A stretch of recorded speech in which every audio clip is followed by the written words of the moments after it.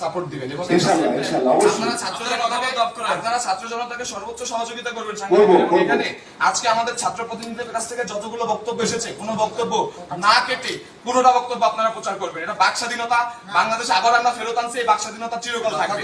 কেউ কথা বলা থেকে চুপ থাকতে পারবে না। আমরা আবার কথা বলবো, আমরা আবার অন্যায়ের বিরুদ্ধে প্রতিবাদ করবো। যদি কোনো রাজনৈতিক দল এরকম কোন এজেন্ডার নামে আমরা ছাত্র জনতা আবার আমরা লাশের ছাড়বো না।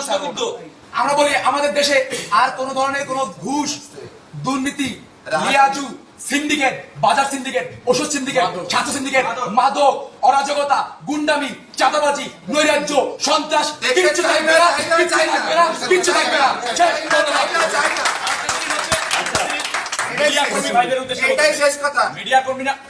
মিডিয়া কর্মীদের উদ্দেশ্যে বলতে চাই যে ভাই, আপনারা যারা আমাদের সাথে ছিলেন এই আন্দোলনের শুরু থেকে, এবং আমি মিডিয়া কর্মী অনেকের সাথে কথা হয়েছে, তারাও এতদিন বাক স্বাধীনতা প্রকাশ করতে পারেন নাই। তো আজকে থেকে না, আন্দোলন যেদিন থেকে সরকার পতন হচ্ছে সেদিন থেকে আপনারা এই স্বাধীনতা প্রকাশ করছেন, আগামী দিনেও করবেন। আপনারাও না হলে পরিচিত হবেন জাতির কাছে, এই শিক্ষার্থী বৃন্দদের সমাজ তাদের কাছেও। আপনাদের কাছে আপনাদের নৈতিকতা যেন থাকে।